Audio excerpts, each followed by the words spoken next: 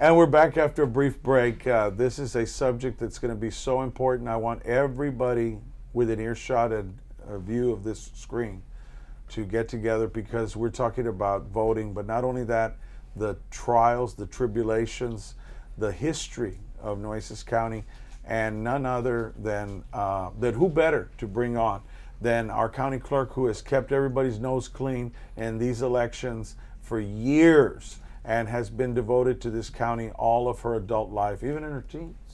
So we're going to bring on Diana Barrera, your county clerk. Welcome, Diana. How are you? Fine, sir. How about you? Well, thank you. Y me da mucho gusto también que estamos aquí escuchando la gente que habla nuestro idioma, que su voto es su voz, and we're going to be talking about that. So let's jump in feet first. I'm concerned about these voter laws. We just saw the case with Judge Nelva Gonzalez Ramos with the federal case coming on. I was a little bit concerned. They're asking for a continuance. They're asking for this and that on the case.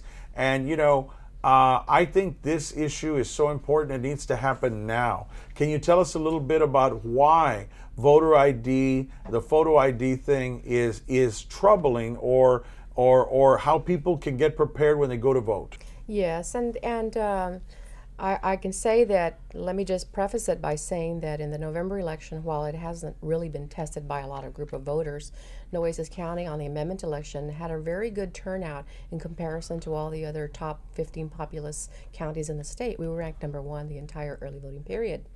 During that time period, there were no provisional votes cast that pertained to the voter ID law. So that kind of what does that mean in real language? In real language means that if a person had come up to vote and they didn't have their voter ID, I mean their proof of identification, then they were able to vote provisionally. What does that mean? And that means it doesn't count, right? That means it doesn't count. And we didn't have any votes cast for that particular reason in because November. You kept an iron hand and made sure everything was done right. And I think, you know, having had a larger turnout as a result of the constitutional and then the Destination Bayfront issue called a lot of attention to it. So that was very helpful in the education to the voters. But the law is the law, and we require different forms of identification that we had before. I will just list them out for you if I can. It's your driver's license, like they've always had, a personal identification card if they had. There's something new that's called an election identification certificate that's issued by the DPS. I will say that we just finished confirming with the Secretary of State. They're sending 2 people down, and they're going to be housed in the courthouse on the Tuesday and the Wednesday on the 18th and 19th, so that anybody who wants to get what's called an EIC can obtain one from them, and they'll have it in their possession. And EIC is? Election identification card. Okay, certificate. So you know, one of the things that people take this for granted, voting, they take for granted. The sad part about it is voter turnout. What is usually the turnout of all the registered voters in an election cycle, a governmental cycle? Can you give me a rough percentage? In the primaries, of course, you're not going to have as high as November, because not everybody wants to vote in primaries, and that's unfortunate. They would rather wait till the general election so that nobody can label them a D or an R. And so they wait until November. But in the primaries, we'll probably have about good 15, combined probably about 25–30% voting in the primary. And that's sad, because that's like 70% turnout, not non-turnout, 30% turnout, which the numbers should be flipped. Yes.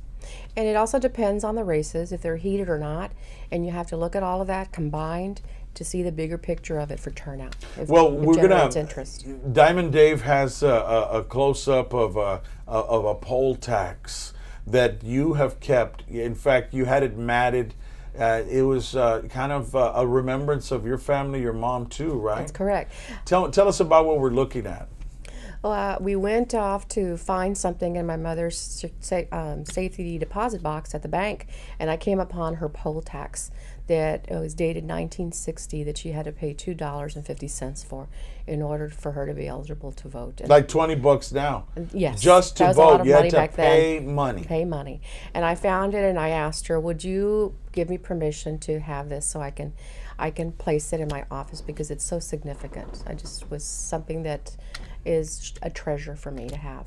And it reminds us all that we have that privilege of voting without having to pay, the equivalent of 20 or 30 bucks nowadays. That's correct. To vote, and people don't exercise that.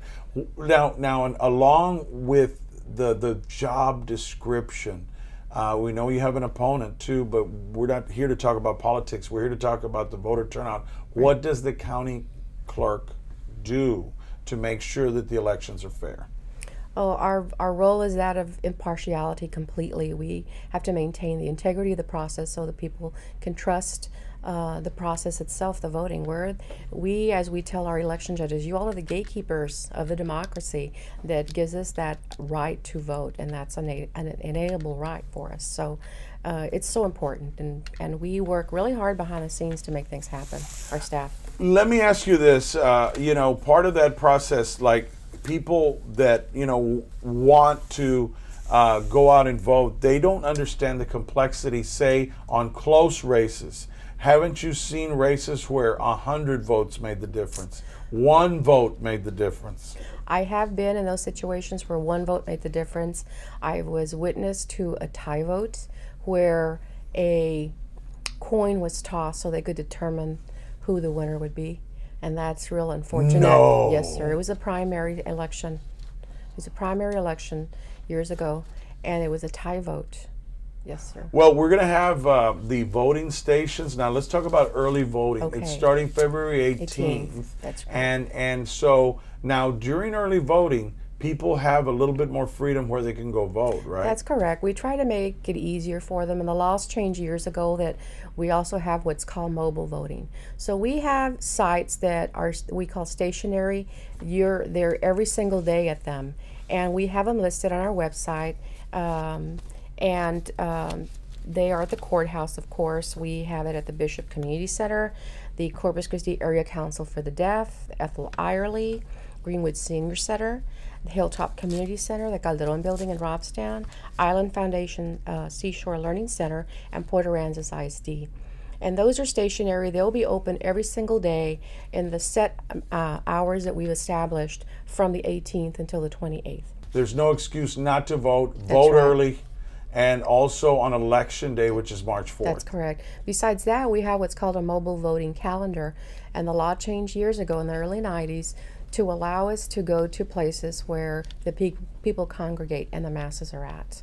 So we now take a voting booth out on one day to this location, another day to another location, and it's mobile. They go day to day. Those people work really hard to load and unload behind the scenes just to make this happen for the voters. So that's why we encourage everybody to get out and vote.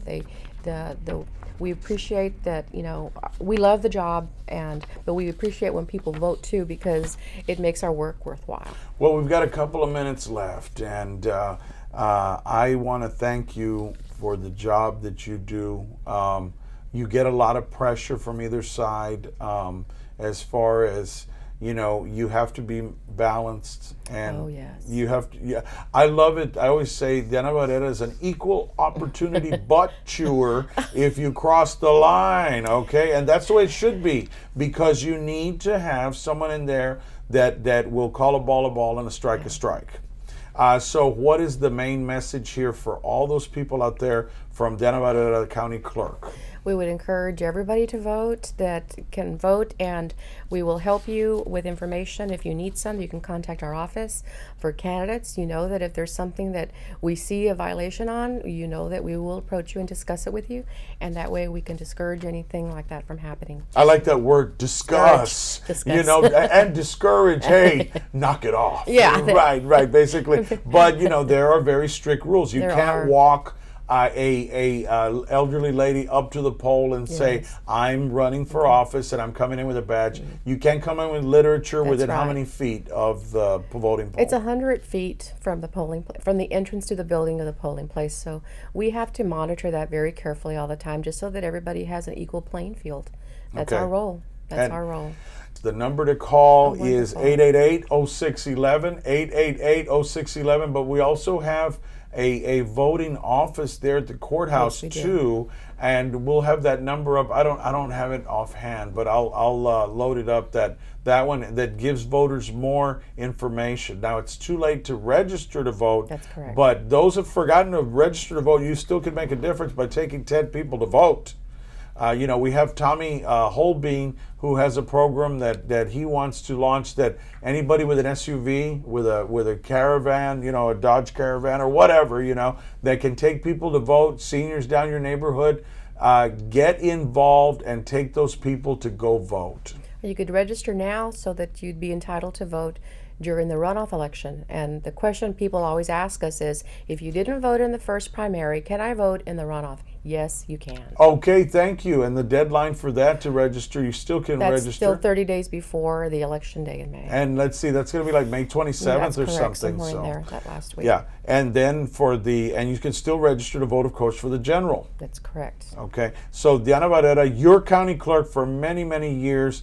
You know, we're out of time, but I want to thank you for your service, even when you were a teenager. Yeah.